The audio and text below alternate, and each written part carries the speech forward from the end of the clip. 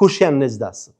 Nejdasët janë i tharët e një njeriu i quajtur me emrin Nejd bin Amir, i cili ka thonë se çdo kush që ngul kam në gjunat të vogël. Për shembull, shumë prej njerëzve që e pin duhanin, vetëm kështu mos preket askush, konsiderojnë se me pi duhan është gjuna i vogël.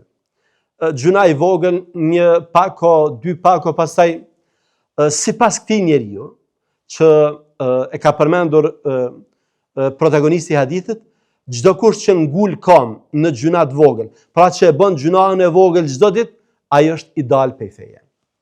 Kjo nuk është e vërtetë.